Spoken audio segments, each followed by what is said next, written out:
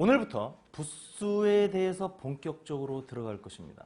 한자에서 생명은 바로 부수입니다. 왜냐? 부수는 곧 뜻이고 의미이기 때문이죠. 이 한자는 의미이고 의미를 전달하는 것은 바로 부수인데 그 부수를 여태까지 획수별로 배우거나 가나다 순으로 배웠다는 거죠. 아닙니다. 의미 순으로 패키지화, 묶어서 관계된 것들끼리 공부를 반드시 하셔야 됩니다. 확실하게 아낌없이 제가 공개를 해드릴 것입니다. 자, 그러면 먼저 그 의미를 어떻게 나누었느냐? 크게 두 가지로 나눴습니다. 하나는 자연, 또 하나는 인간. 바로 사람은 자연 속에 살아요.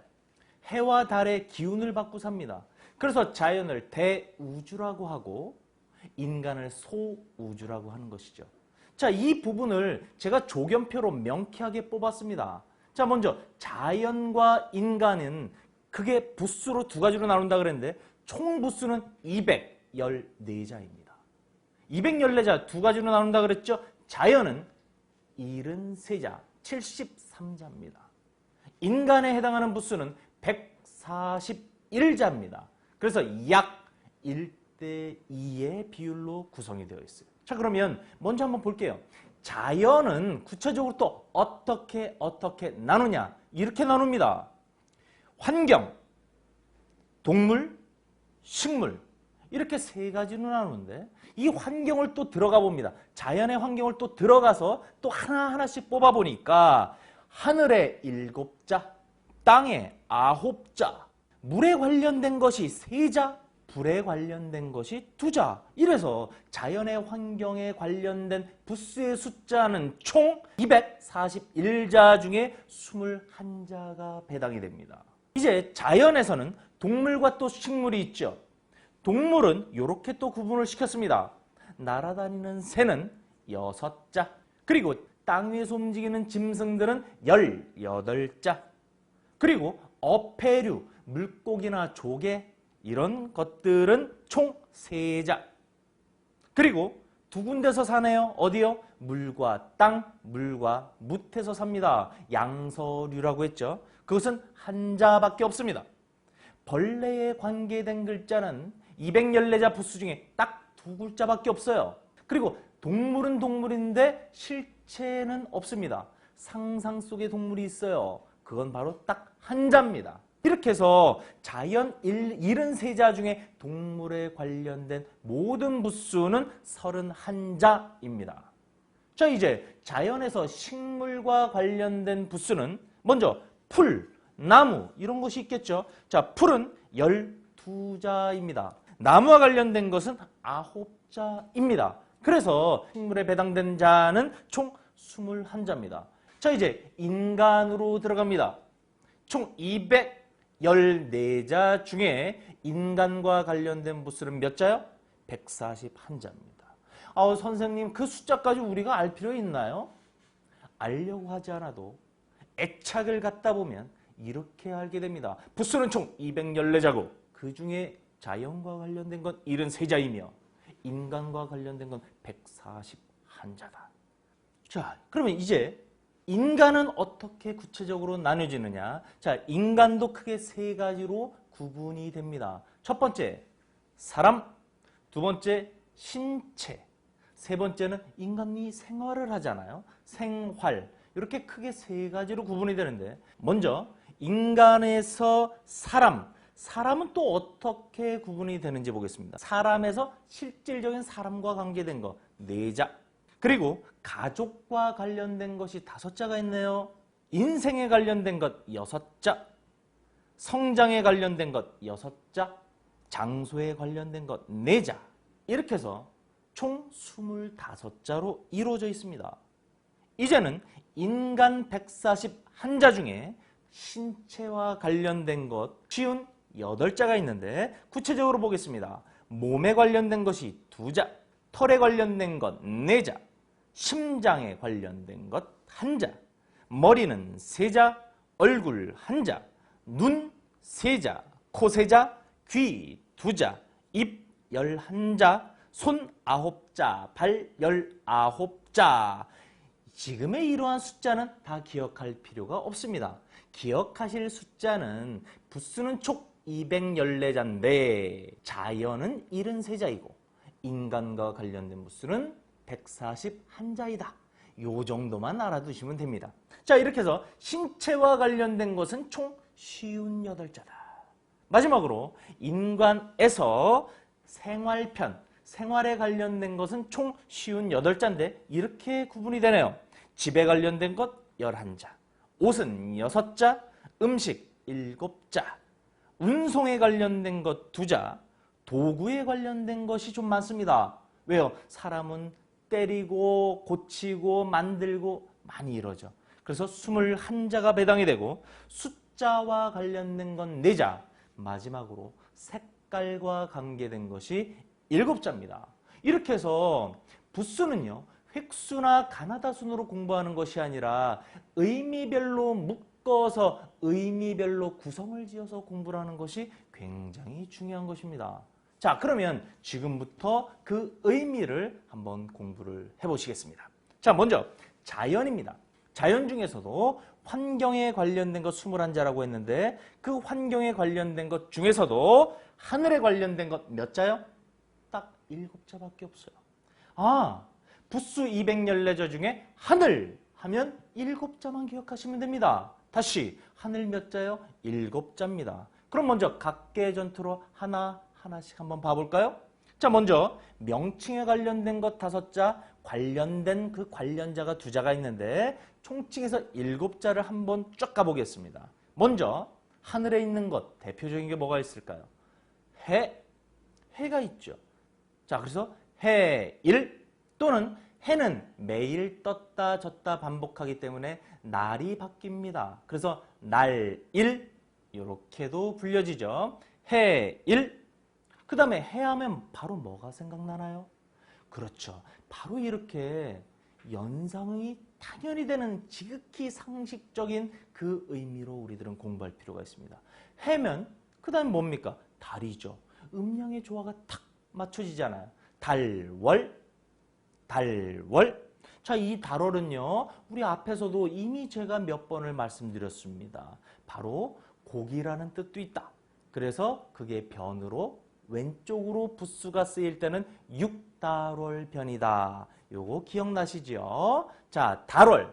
이것은 하늘에 떠 있는 달도 있지만 고기를 뜻하는 육달월로도 쓰인다. 다음에 해, 달. 하늘에 또 뭐가 떠 있나요? 그렇죠. 별이 떠 있습니다. 그래서 부수에서 별에 관계된 것은 별진. 물론 별태도 있고 별성도 있고 많이 있습니다. 하지만 부수에서 관련된 별에 대한 것은 뭐다? 별진입니다. 그럼 벌써 배웠어요. 해, 달, 별. 너무 쉽습니다. 자, 이렇게 있고 또 하늘에서는 어떤 움직임이 있어요. 어떤 움직임이 있습니까? 우리 흔히 이런 얘기합니다. 야, 비바람이 엄청 불어. 된 거예요. 비, 우, 바람, 풍. 이게 바로 하늘에서의 움직임입니다. 자, 그 다음에 관련자라 그랬는데 관련자, 하늘과 관련된 게 2자가 있다 그랬어요. 뭐냐? 저녁석. 자, 이것은 달월보다 약간 비스듬히 쓰여진 글자네요. 그래서 이건 뭐냐면요. 나중에 배당한자에서 정확히 배우시겠지만 달의 모양을 본뜬 겁니다.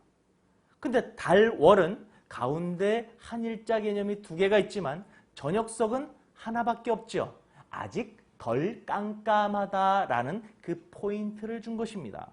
그래서 저녁석, 이게 왜 하늘하고 관계됐습니까? 달의 모양을 본땄기 때문이죠. 그리고 이번엔 기운기. 뭐라고요? 기운기. 자, 이 기운기는 왜 하늘에 관계가 됐습니까? 바로 두둥실 떠다니는 구름의 모양을 본땄기 때문이에요. 그래서 관련된 것은 바로 저녁석, 기운기. 자, 그러면 심령세원 한자 교실에서 의미별로 부수를 가르친다. 이걸 그럼 어떻게 장기 기억을 할까요? 이렇게 장기 기억을 하시기 바랍니다. 하늘에는 해와 달과 별이 떠 있는데 비바람이 부니 저녁에 기운이 생기네. 다시. 하늘엔 해와 달과 별이 떠 있는데 비바람이 부니 저녁처럼 조금 춥고 어두운 그러한 기운이 생기네.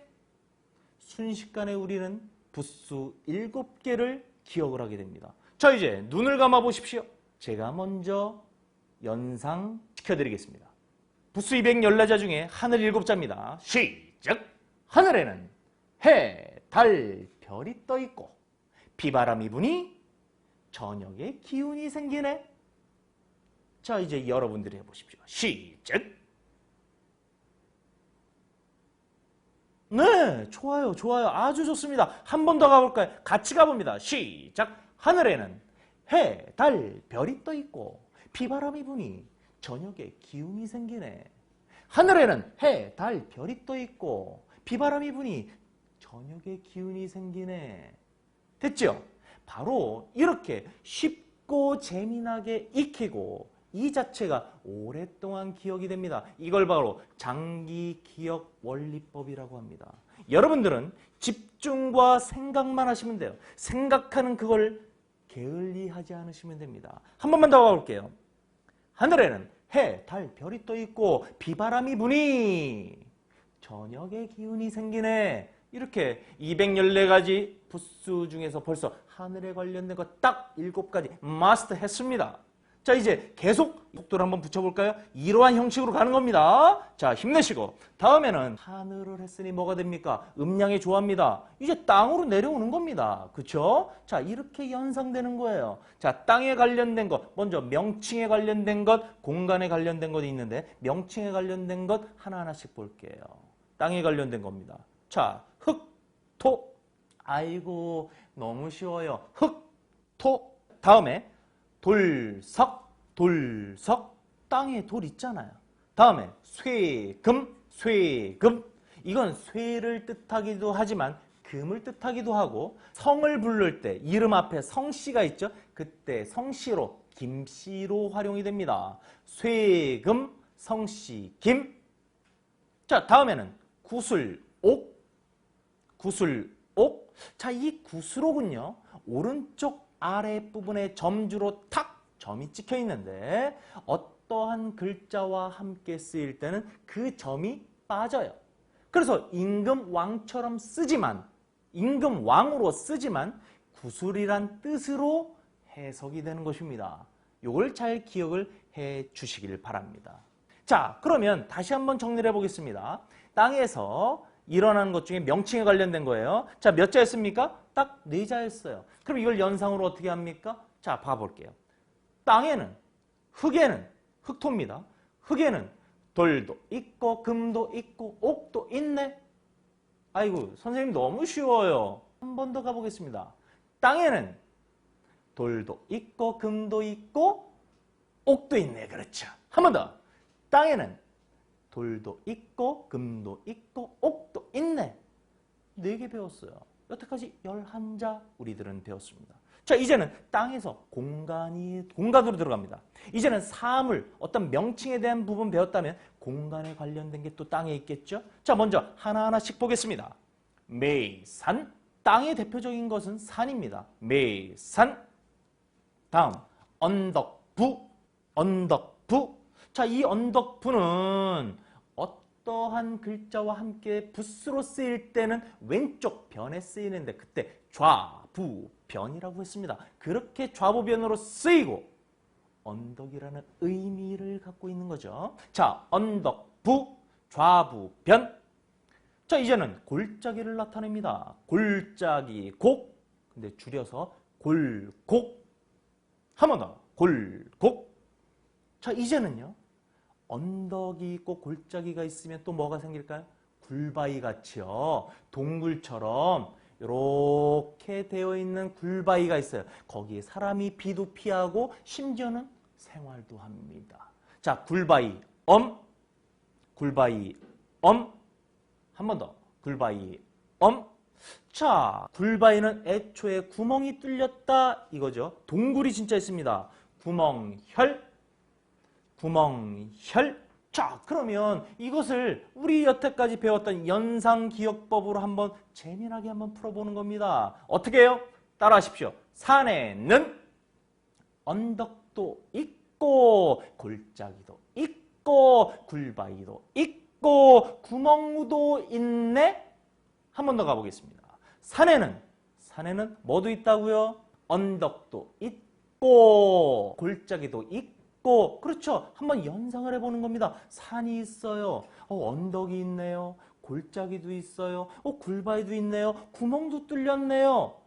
바로 연상이 되는 것입니다. 자, 이제 땅에 관련된 거 다 배운 겁니다. 그러면 처음부터 한번 가볼까요? 자, 준비! 흙에는 돌도 있고 금도 있고 옥도 있네. 또는 그 옥을 구슬로 해도 됩니다. 구슬옥이니까. 자, 다음에 산에는 언덕도 있고 골짜기도 있고 굴바위도 있고 또 뭐도 있어요? 뭐도 있어요? 그렇죠. 구멍도 있다. 자, 너무 쉽습니다. 이렇게 가는 거예요. 자, 그럼 벌써 땅에 대한 것까지 끝났네요. 자, 이제 계속 가봅니다. 이제는 물에 대해서 한번 알아보겠습니다. 자, 물은 뭐가 있냐면 물수. 그런데 이 물수가 어떠한 글자의 왼쪽에 부수로서 사용이 될 때는 삼수변 이렇게 쓰인다고 했습니다. 또 하나 얼음빙. 뭐라고요? 얼음빙. 그런데 이거는 세 개의 물 삼수가 아닙니다. 그래서 두 개의 물이에요. 이수변. 왜 이수예요? 물이 똑똑똑 하늘에서 떨어지다 얼어가지고 하나가 얼었다라는 느낌이에요. 그러니까 빠진 거예요. 그냥 깨져서 없어졌어요. 그래서 이수변, 얼음빙 이렇게 되는 겁니다. 또 하나 내천. 시냇물이 흘러요. 내천. 근데 이 내천은요, 모양이 살짝 바뀝니다. 그래서 뭐라고 불러요? 개미 허리처럼 잘록하게 바뀌어요. 그래서 개미 허리 요렇게 글자가 바뀔 때는 개미 허리로 표현이 됩니다. 자, 이건 너무 쉬워요. 어떻게 쉽습니까? 물은요, 추우면 얼기도 하지요. 그리고 물은요, 정지된 게 아니라 냇물로 흘러요. 물은 얼기도 하고 냇물로 흐르네. 물은 얼기도 하고 냇물로 흐르네. 한 번 더. 물은 얼기도 하고 냇물로 흐르네. 처음에 우리가 너무 많은 가지수를 하다 보니까 이 세 개밖에 안 되는 건 이젠 식은 죽을 먹을 정도로 쉬워졌습니다. 자, 이제 더 쉬워져 가볼까요? 이제 자연에서 불이 남았습니다. 불화. 자, 이 불화가 어떠한 글자의 밑, 발로서 쓰일 때는 연속해서 불이 땅 돼 있다. 그래서 연화발이라고 표현을 하기도 한다 그랬습니다. 자, 불화, 연화발. 자, 이제는 불똥주. 자, 불을 피우면 거기서 불똥이 튀어나오죠. 또는 점주, 그 불똥에 하나의 점을 찍는 것처럼 점의 의미도 갖고 있습니다. 그래서 불똥주, 점주. 불에 관계된 건 몇 자? 두 자밖에 안 돼요. 이걸 또 어떻게 할까? 불을 피우니 불똥 튀네. 한 번 더. 불을 피우니 불똥 튀네. 끝난 거예요. 얼마나 재밌습니까? 자, 그럼 한번 우리 정리를 해볼게요. 하늘과 관련된 것입니다. 하늘에는 해, 달, 별이 떠 있고 비바람이 부니 저녁에 기운이 나네. 저녁에 기운이 생기네. 기억나시죠? 하늘에는 해, 달, 별이 떠 있고 비바람이 부니 저녁에 기운이 생기네. 훌륭하십니다. 자, 부수 하늘에 7개 됐고, 자, 이번엔 또 뭐가 있습니까? 땅이 있죠. 땅. 잘 기억하시고 저하고 함께 가는 겁니다. 혼자가 아닙니다. 땅입니다. 흙에는 돌도 있고 금도 있고 옥도 있네. 그쵸? 자, 이제 공간에 관련된 건 뭐 있습니까? 산에는 언덕도 있고 골짜기도 있고 굴바위도 있고 구멍도 있네. 바로 이겁니다. 자, 이제 또 뭐가 있습니까? 물에 관련된 거. 이제 아주 쉬워요. 물은 추우면 얼기도 하고 냇물로 흐르네. 물은 얼기도 하고 냇물로도 흐르네. 불이 피니 불똥 튀네. 불이 피니 불똥도 튀네. 됐습니다. 바로 이렇게 계속 나가겠습니다. 자, 이번에는요, 자연에서 동물에 관련된 것 31자를 배워보겠습니다. 이제부터 좀 속도를 한번 내볼까요? 자, 먼저 새에 관련된 겁니다. 먼저 새의 명칭, 새에 관련된 종류부터 한번 봐볼게요. 자, 첫 번째, 새조. 새조. 자, 이거는 꼬리가 긴 새를 나타낸다 그랬습니다. 다음에 새추. 새추. 이것은 꼬리가 짧은 새다라고 말씀을 드렸어요. 다음, 새을. 새을. 이것은 동글하면서 그런 모양의 물 위에 떠 있는 새라고 제가 말씀을 드렸습니다. 다음에 깃우. 깃우. 자, 깃은 뭡니까? 날개예요. 날개가 있어야 살죠. 날아다니죠. 그쵸? 자, 다음에는 새가 어떤 행위를 합니다. 새 행위에 관련된 것은 첫 번째, 날비. 날비. 그래서 비행기. 비상하다 이렇게 얘기를 하는 거예요. 날비. 날비. 다음에 안일비. 안일비. 선생님, 안일비가 왜 새하고 연관이 있어요? 연관이 있습니다. 왜요? 안일비는요, 새가 날아다닐 때, 날아갈 때 만나지 아니하는 양쪽의 날개의 모양을 본뜬 글자입니다. 그래서 새의 날개, 양쪽 날개는 서로 만나지 아니한다라고 해서 안일비가 된 겁니다. 그러니까 애초에 어원은 no, 아니다. 이것이 아니라 바로 새와 연결되어 있다는 사실입니다. 자, 그러면 이것을 어떻게 우리가 하느냐? 자, 이렇게 하십시오. 그럼 순식간에 또 우리는 알 수 있습니다. 어떻게 해요? 새조, 새추, 새을, 은, 깃을 펴서 날기도 하고 아니 날기도 하네요. 한 번 더. 새조, 새추, 새을은 깃을 펴서 날기도 하고 아니 날기도 한다. 새조, 새추, 새을은 깃을 펴서 날기도 하고 아니 날기도 한다. 이렇게 확실하게 기억을 해 주시기 바랍니다. 자, 이제는 짐승으로 넘어가겠습니다. 짐승. 자, 짐승에서 자, 명칭에 관련된 거 먼저 한번 봐볼까요? 개견. 자, 개견이요. 어떠한 글자의 부수로 왼쪽 변에 쓰일 때는 모양이 이렇게 바뀝니다. 개, 사슴, 록, 변. 개, 사슴, 록, 변. 다음엔 돼지식. 돼지식. 자, 다음엔 소우. 우메. 소우. 근데 이 소우가 어떠한 글자의 왼쪽 변에 부수로 쓰일 때는 바로 이렇게 조금은 폭이 좁게 글씨가 변형이 됩니다. 소우. 다음엔 말마. 드그닥 드그닥. 말마. 다음에는 닭유. 닭을 나타냅니다. 꽃기요. 닭유. 닭개도 있어요. 하지만 부수 214자 중에 닭에 관련된 것은 바로 닭유자입니다. 이 닭유자는 닭이라는 것에도 쓰이지만 땅에는 12개의 자연적인 기운이 있어요. 자, 추, 인, 묘, 진, 사, 우, 미, 신, 유, 술, 해. 그래서 그걸로 띠를 나눕니다. 쥐, 소, 범, 토끼, 용, 뱀, 말, 양, 원숭이, 닭, 개, 돼지. 이때 닭띠로도 쓰이고 유라는 금의 유, 금. 그 오행, 금의 오행으로도 쓰입니다. 그래서 닭이에요. 그 다음에 또 뭐가 있을까요? 양. 자, 예로부터 이 한자에서는요, 소와 양은 굉장히 신성시된 동물입니다. 그러니까 양고기, 소고기처럼 먹는 걸로만 끝난 것이 아니에요. 굉장히 제사, 신에게 바치는 제사상으로도 양과 소 또는 그 이상의 신성시된 그런 의미로 많이 활용이 됐습니다. 다음에 사슴록.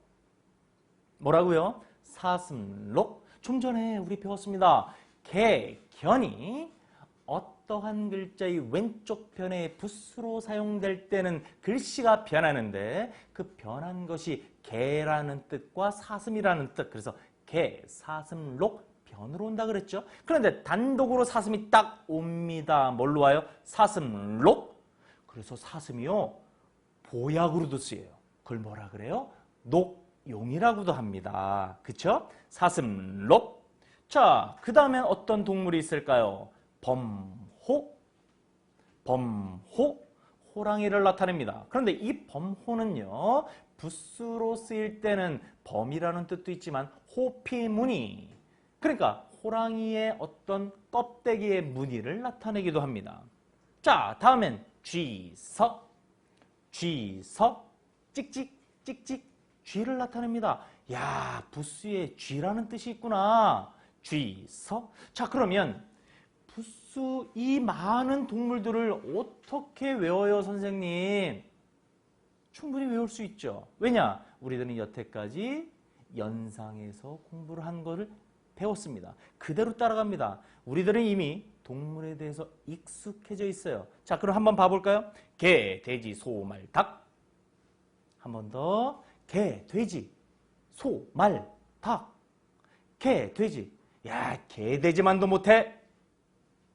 소, 말, 닭. 개, 돼지, 소, 말, 닭. 개, 돼지, 소, 말, 닭. 다음에 양, 사슴, 범, 쥐. 양, 사슴, 범, 쥐. 이것을 한 글자 한 글자 그렇게 하면 힘들게 외우고 금방 잊어버리게 됩니다. 바로 연상을 해서 의미별로 이해한다면 외우는 것이 아닙니다. 이해한다면 쉽고 재밌게 알고 오랫동안 장기 기억을 할 수 있어요. 다시 한번 가봅니다. 개, 돼지, 소, 말, 닭. 양, 사슴, 범, 쥐. 개, 돼지, 소, 말, 닭. 양, 사슴, 범, 쥐. 오, 오케이. 여러분들 너무 지금 잘하고 계십니다. 자, 이제는 짐승과 관련된 관련자가 있어요. 그게 두 글자밖에 안 됩니다. 그러니까 한번 봐볼까요? 먼저 돼지머리 개. 아, 돼지긴 돼지인데 돼지의 어떤 머리 모양을 형상화시켰구나. 돼지머리 개. 그런데 이것이 이렇게도 변형돼서 쓰입니다. 이때는 가로 왈자가 한쪽이 트였다라는 개념으로 튼, 가로 왈, 튼, 가로 왈 이렇게도 쓰입니다. 다음에 관련된 게 뭐가 있을까요? 바로 발자국 유. 이렇게 씁니다. 발자국 유. 자, 그런데 이 발자국은요, 사람 발자국이 아닙니다. 바로 짐승의 발자국이에요. 그래서 정확한 표현은 짐승 발자국 유. 이래야지 정확합니다. 하지만 여러분들은 저와 함께 하기 때문에 프로입니다. 짐승을 빼더라도 이미 인지를 하고 계시기 때문에 발자국 유라고 하셔도 돼요. 자, 관련자 두 개밖에 안 된다고 했습니다. 뭐요? 돼지머리 개, 발자국 유. 발자국은 짐승 발자국 유입니다. 자, 이제는요. 짐승인데 짐승에서 나오는, 짐승에서 우리가 활용하고 쓰일 수 있는 것이 있습니다. 그것을 부유물이라고 해요. 그러면 그 부유물들이 뭐가 있는지 한번 봐보겠습니다. 먼저 고기육. 고기육. 기억나네요. 고기육이 달월하고도 연관이 있잖아요, 선생님. 맞습니다. 달월이 어떠한 글자의 왼쪽 변이라는 곳에 붓으로 쓰일 때는 그건 달이 아니라 고기입니다. 그래서 고기 육자를 따서 육달월 변. 아, 훌륭하십니다. 자, 그런데 단독으로 고기를 쓰일 때는 이렇게 쓰입니다. 한 번 더. 고기 육. 고기 육. 자, 그 다음에 고기가 있습니다. 이건 살코기예요. 그러면 짐승을 보십시오. 살이 있는데 몸을 딱 지탱하고 유지시켜주는 게 뭐죠? 그렇죠. 뼈입니다. 본. 뼈예요. 뼈, 골. 뼈, 골. 자, 다음에는 짐승은요. 우리 사람은 그게 없지만 짐승은 뿔이 많이 있어요. 물론 뿔이 없는 동물도 많지만 뿔이 상징을 하는 동물들도 꽤 많습니다. 사슴, 녹용이라는 보약은 그 뿔에서 보약이 나오는 거예요. 자, 뿔, 각, 뿔, 각. 자, 다음에는 뭐도 있을까요? 아, 고기, 뼈, 뿔 다 했어요. 이제 그 안에 가장 중요한 게 있습니다. 바로 피, 혈, 피, 혈. 자, 혈액순환이 잘 돼야지 건강한다 그랬죠? 왜요? 혈액에는요, 산소와 포도당이라는 영양분이 있습니다. 그래서 그것만 잘 순환이 되면 건강해질 수 있어요. 그래서 여러분들 피, 혈액순환이 잘 되게끔 항상 음식도 골고루 드시고 열심히 운동하시기 바랍니다. 자, 정리 들어갑니다. 고기, 육, 뼈, 골, 뿔, 각, 피, 혈. 좋습니다. 자, 그리고 부유물이 또 있어요. 사람은 죽어서 뭘 남길까요? 이름을 남기고, 동물은 죽어서, 호랑이는 죽어서 뭘 남긴다? 가죽을 남긴다 이럽니다. 자, 그 가죽에 관련된 게요, 한자에선 총 3자가 있습니다. 우리들은 이것을 연상해서 한꺼번에 아는 거예요. 이렇게 공부하는 것입니다. 의미별로. 가죽, 피, 가죽, 피. 이 글자를 잘 보십시오. 아, 뭔가 하나가 털처럼 세워져 있네요. 이게 바로 아직 털이 있는 가죽을 가죽피라고 하는 것입니다. 이제는 가죽, 혁, 가죽, 혁. 자, 너구리가 있어요. 너구리. 너구리를 쫙 엎드리게 해요. 근데 그러면 어떻게 됩니까? 털이 막 보여요. 그것을 완전히 뒤바뀌어 버립니다. 완전히 돌려버려요. 그럼 어떻게 됩니까? 이제 뱃살이 빤빤한 게 나와요. 그러니까 완전히 그냥 털 때문에 따가웠던 것이 이젠 뒤집으니까 매끈해져요. 그래서 가죽혁은요, 가죽이란 뜻, 그래서 우리 벨트, 가죽으로 만든 벨트, 혁대라 그러죠. 그때도 쓰이지만 뭔가 완전히 뒤집는다, 바꾼다. 그래서 혁명, 이럴 때 바꿀 혁자로도 쓰입니다. 가죽, 혁, 이렇게 두 번째 가죽이 있어요. 또 하나의 가죽이 있다면 가죽 위, 가죽 위. 자, 이 가죽 위는요, 정확한 표현은 보십시오. 다룸, 가죽 위. 선생님, 다룸이 뭐예요? 아, 다룸은 뭐냐면요, 손질을 한 거예요. 가죽을요, 털 있는 걸 다 뽑고 필요한 부분을 알뜰살뜰 만들어요. 그래서 우리 다리미질 하듯이 잘 손질한 가죽을 다룸 가죽 위다라고 얘기합니다. 그러니까 가죽을 획수대로 하면 이 획은 저기가 있고 이 획은 저기가 있고, 가나다 순으로 하면 어떻게 됩니까? 가죽 피는 피읍에가 있고 가죽 위는 이응에가 있잖아요. 이렇게 하면 안 된다는 거죠. 가죽은 가죽끼리 우리가 알아야 됩니다. 이게 바로 부수의 의미별 공부법이에요. 가죽 피, 가죽 혁, 가죽 위. 좋습니다. 자, 그러면 정리 한번 들어가 볼게요. 자, 짐승입니다. 어렵지 않습니다. 자, 가봅니다. 개, 돼지, 소, 말, 닭. 한 번 더. 개, 돼지, 소, 말, 닭. 됐죠? 자, 또 하나. 양, 사슴, 범, 쥐. 개, 돼지, 소, 말, 닭. 양, 사슴, 범, 쥐. 자, 관련자가 있습니다. 뭐가 있습니까? 돼지, 머리, 개. 그리고 뭐가 있죠? 짐승, 발자국, 유. 요거는 관련자 2자이기 때문에 충분히 우리들이 알 수가 있는 것입니다. 그리고 요게 있습니다. 부유물. 고기를 먹으려고 해요. 고기를 먹으려면 뼈와 뿔과 피를 반드시 봐야만 됩니다.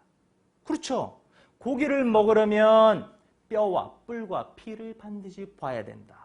바로 이렇게 연상을 짓는 것입니다. 그리고 가죽, 마지막입니다. 가죽, 피, 가죽, 혁, 가죽, 위. 자, 한 번 더. 가죽, 피, 가죽, 혁, 가죽, 위. 좋습니다. 한 번 더. 가죽, 피, 가죽, 혁, 가죽, 위. 바로 이렇게 연상을 해서 짐승에 대한 공부가 끝나는 겁니다. 이번에는요, 짐승은 짐승인데 좀 전까지 했던 짐승이 아닙니다. 그럼 어떤 짐승이냐? 물에 사는 짐승도 있어요. 다 동물이고 짐승입니다. 자, 그러면 그러한 어떤 좀 특화됐다 그럴까, 특별한 그런 동물들도 부수 214자에는 속속들이 들어가 있습니다. 그것을 한번 공부를 해보시죠. 먼저 어패류입니다. 어패, 뭘까요? 물고기 그리고 조개패입니다. 그러니까 물속에 사는 것은 물고기도 있지만 등껍질이 딱딱한 조개도 있다는 것입니다. 자, 그래서 이렇게 봅니다. 물고기 물고기 다음에는요. 조개패. 이미 설명드린 그대로예요. 조개패. 그리고 뭐가 있냐면 거북귀가 있습니다. 거북귀. 그래서요, 이 거북이는요, 옛날부터 대대적으로 어떻게 알려졌냐면 장수, 오랫동안 길게 사는 걸 장수라고 합니다. 그 장수의 대표적인 동물이 바로 거북이에요. 왜 그럴까요? 거북이는요, 두 가지가 함께 있다고 합니다. 물고기의 의미도 있고 조개 껍데기처럼 튼튼한 것이 또 내부를 튼튼하게 해줍니다. 그래서 이것을 세 개를 연상 지었어요. 물고기 조개 패, 거북 귀. 그럼 이걸 어떻게 쉽게 이해할까요? 물고기와 조개의 기운을 함께 가진 것이 거북인 것입니다. 물고기와 조개를 함께 가진 것은 거북이다. 이렇게 연상해서 외우면 되는 거예요. 자, 다음 양서류가 있습니다. 양서류. 양서류는 뭐라 그랬습니까? 두량. 두 군데예요. 두 군데. 서, 깃들일 서. 그러니까 물과 육지 두 군데서 깃들어서 사는 동물을 양서류라고 합니다. 양서류의 대표적인 게 뭐가 있습니까? 그렇죠. 개구리가 있습니다. 그런데 아쉽게도 개구리는 부수 214자에 포함이 되어 있질 않아요. 그러면 양서류 중에서 부수에 딱 하나가 포함이 되어 있는데 그게 뭘까요? 맹꽁입니다. 맹꽁이 맹 이렇게 씁니다. 맹꽁이 맹 너무 쉬워요. 왜요? 양서류에 관련된 것은 부수 214자 중에 하나밖에 없습니다. 맹꽁이 맹. 한 번 더 보십시오. 맹꽁이 맹. 자, 다음에는요. 벌레입니다. 벌레도요. 짐승이에요. 벌레도 짐승입니다. 자, 벌레 어렵지 않아요. 두 자밖에 없습니다. 자, 먼저 벌레충. 다음 벌레치. 자, 그런데 벌레치의 정확한 의미는 발 없는 벌레치입니다. 자, 그러면 벌레 두 개밖에 안 됩니다. 벌레, 충치, 충치, 아야. 이렇게 연상하면 되는 거예요. 벌레, 충치. 자, 벌레 끝입니다. 자, 이제 하나 더 남았네요. 자, 짐승, 동물은 동물인데요. 여태까지는 다 우리와 함께 생활하거나 정말 지구에 살고 존재하는 동물들입니다. 그런데 딱 하나 존재하지 않는 상상의 동물이 있어요. 그 상상의 동물이 부수에 딱 하나의 자리를 잡고 있습니다. 그게 뭐냐면 이겁니다. 용룡, 드래곤, 용룡 이렇게 되어 있습니다. 자, 이건 너무 쉽네요. 자, 연상 다시 복습 들어갑니다. 물고기와 조개를 합치니 누구라고요? 거북이네. 양서류는 딱 하나입니다. 뭡니까? 맹꽁이 맹. 벌레 두 개입니다. 벌레, 충치. 상상의 동물 하나밖에 없습니다. 용룡. 그렇게 우리들은 확실히 의미로 이해를 했습니다. 자, 이제는 자연에서 이제 동물 끝났어요. 뭐 괜찮습니다. 이제는 식물로 들어갑니다. 식물은 총 214개의 부수 중에 21자로 이루어져 있는데요. 자, 식물의 대표적인 건 그게 뭘까요? 그렇죠. 하나의 큰 부류인 풀이 있습니다. 또 하나의 큰 부류인 나무가 있어요. 그 양대산맥을 지금부터 파들어갑니다. 먼저 풀에 관련된 것 중에 명칭인데 하나하나씩 보겠습니다. 먼저 풀초. 원래는 이렇게 쓰는데요. 이 부수는 다른 글자와 함께 쓰일 때 원래 글자도 이만해. 다른 글자도 이만해. 그걸 다 이만해 하면 이게 크잖아요. 한자는 함축의 의미가 있습니다. 그래서 부수를 작게 변형을 시켜요. 그래서 풀초가 어떻게 변형이 됐느냐? 이렇게 변형이 됐습니다. 그래서 풀초, 머리두, 풀이 머리에 있네요. 그래서 초두, 머리, 초두, 머리라고 표현을 하고 뜻은 풀이라는 뜻을 갖고 있습니다. 다음에 풀은 풀인데 이제 열매가 막 있어요. 우리가 먹는 겁니다. 자, 콩두, 콩두. 그러니까 콩으로 만든 우유가 뭘까요? 그렇죠. 두유입니다. 두유. 그때 쓰는 거예요. 콩두. 근데 참 재밌죠? 이 콩두자는 콩만이 아닙니다. 야, 이 콩두자가 만들어진 그 어원을 보니까 제사를 지낼 때 제사 음식을 담는 그 제사 그릇 있죠. 그것을 제기 그릇이라고 하는데 그 제기 그릇의 모양을 본따서 콩두자를 만들었어요. 그래서 콩에는 콩 이외에 제사 그릇, 제기 그릇, 제사 이런 어떤 신성시된 그런 의미도 갖고 있다는 사실 알아두시고 다음으로 넘어갑니다. 이제는 오이과, 이제는 부추구, 선생님 안일비자 아까 배운 거랑 좀 비슷하네요. 오케이, 그렇게 해서 연상하시면 됩니다. 부추구. 그런데 잘 보십시오.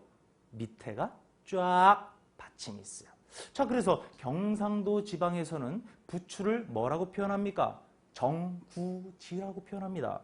부추구. 자, 이제는 삼이라는 게 있어요. 그 삼 껍질. 아주 그냥 울퉁불퉁하죠. 삼마. 자, 이렇게 되어 있습니다. 자, 그래서 풀에 관련된 것 중에 명칭 지금 몇 가지 배웠죠. 이제 몇 가지만 더 한번 배워보겠습니다. 쌀이 어디서 나와요? 벼에서 나옵니다. 쌀이 쌀나무에서 나오는 게 아닙니다. 그 쌀나무는 바로 벼를 뜻하는데 이 벼 화자가 바로 이겁니다. 벼화. 그래서 이 벼화는요, 벼라는 자체, 해당 벼를 뜻하기도 하지만 전체의 곡식을 대표하는 곡식이라는 의미로도 많이 활용이 됩니다. 벼화가 붓으로 쓰일 때 말이죠. 벼화. 자, 벼에서 뭐가 나온다 그랬습니까? 쌀이 나옵니다. 쌀미. 다음엔 보리입니다. 보리맥. 보리로 만든 술이 뭘까요? 그렇죠. 맥주. 보리맥, 술주. 그래서 보리로 만든 술, 맥주가 되는 것입니다. 한 번 더. 보리맥. 그렇죠. 다음 이제 하나 남았어요. 뭘까요? 기장서. 이렇게 되어 있습니다. 자, 그러면 이 풀에 관련된 어떤 명칭에서 몇 가지를 지금 우리가 하나하나씩 배웠는데 이거를 하나하나씩 언제 기억합니까? 의미별로 저와 함께 기억하시면 됩니다. 풀을 보니 콩, 오이, 부추, 삼. 한 번 더. 풀을 보니 콩, 오이, 부추, 삼이 있고 별을 보니 벼화자, 별을 보니 쌀이 나오고 보리와 기장도 있네. 별을 보니 쌀이 나오고 또 보리와 기장도 있네. 이렇게 알아두시면 됩니다. 한 번 더 가보겠습니다. 의미를 생각하고 연상을 해서 하나하나씩이 아니라 하나의 의미별 패키지로 확 한꺼번에 이해를 하고 내 것으로 만드는 작업입니다. 자, 다시 갑니다. 풀을 보니 콩, 오이, 부추, 삼. 별을 보니 쌀이 나오고 보리도 있고 기장도 있네. 자, 대단하십니다. 이렇게 해서 명칭에 대한 공부는 끝난 거예요. 자, 다음 계속 이어갑니다. 식물에서요, 어떤 행위에 대한 것이 연관된 게 있어요. 식물이 보이는 사물이나 명칭만 있는 것이 아니구나. 이 식물을 뭘 어떻게 할 거 아니겠습니까? 그래서 먼저 몇 가지 중에 첫 번째를 봅니다. 말두. 이 말은요, 곡식을 헤아리는 단위 중에 하나입니다. 이 말은요, 말보다 한 단계 낮은 그 단위가 뭐냐면 되라는 겁니다. 그 되가 10개가 모였을 때 하나의 말이 되는 거예요. 그래서 가장 기본적인 곡식을 헤아리는 단위가 말, 두, 띠그득 이 말이 아닙니다. 그건 아까 배운 말, 마. 지금은 말두. 말마는 동물에 속했죠. 말마는 식물에서 행위에 속하는 겁니다. 자, 그 다음 두 번째는 분별할 변. 분별할 변. 쌀미자랑 비슷하죠. 이렇게 조금은 비슷하고 헷갈리지만 명쾌하게 넘어갑니다. 이렇게 씁니다. 분별할 변. 자, 쌀이 있어요. 곡식이 있습니다. 말로 재고 싶어요. 어떻게 해야 됩니까? 분별해야죠. 쌀에 쭉정이도 섞였을 것이고 뭐도 섞였잖아요. 분별을 해야 됩니다. 분별했으면 어떻게 해야 됩니까? 가지런히 놔야죠. 그래서 세 번째, 가지런할 제. 가지런할 제. 자, 세 가지 연상해서 합니다. 곡식을 말로 헤아리려고 합니다. 그래서 분별해서 가지런히 놓는다. 곡식을 말로 분별해서 가지런히 한다. 곡식을 말로 분별해서 가지런히 정리한다. 이렇게 이해하시면 됩니다. 자, 다음엔 자, 풀었습니다. 이제 나무입니다. 자, 나무. 나무 뭐예요? 나무, 목. 나무, 목. 자, 옛날에는요, 나무를 크게 두 가지로 봤어요. 하나는 진짜 우리가 상식적으로 생각하는 나무, 목. 또 하나는요, 대나무, 죽. 또는 줄여서 대죽. 이렇게 얘기를 합니다. 자, 대나무가요, 예전엔 굉장히 많이 활용이 됐습니다. 특히 지금처럼 이렇게 좋은 재질의 그런 종이가 지금 옛날에는 없었어요. 그 옛날에는 책을 만들 때 대나무를 쪼개고 펼쳐서 엮어서 책으로 활용했습니다. 그래서 책 편자도 대나무가 개입이 되어 있어요. 그래서 대나무 쭉. 자, 그리고 나서 나무를요, 어떻게 합니까? 하나를 아궁이에 다 눌래니까 너무 커요, 사이즈가. 그래서 반을 쪼갭니다. 반을 딱 쪼개니까 왼쪽에 조각이 있고 오른쪽에 조각이 있어요. 그래서 왼쪽의 조각은 이겁니다. 조각, 장, 조각, 장. 자, 이것은요, 장수장, 장군 이럴 때 장수장에 쓰이죠. 그래서 장수장변 이렇게도 부릅니다. 자, 조각, 장. 이것은 하나의 나무를 쪼갰을 때 왼쪽에 있는 조각을 조각장. 그러면 오른쪽에 있는 조각은 뭘까요? 이겁니다. 조각, 편. 조각, 편. 자, 그래서 이 또한 연상으로 됩니다. 어떻게 해요? 나무와 대나무를 조각과 조각으로 나눈다. 나무와 대나무를 조각과 조각으로 나눈다. 이렇게 되어 있습니다. 자, 이제 나무를 봤을 때 어떠한 크기가 있어요. 작을 수도 있고 클 수도 있어요. 또는 길 수도 있어요. 그렇죠?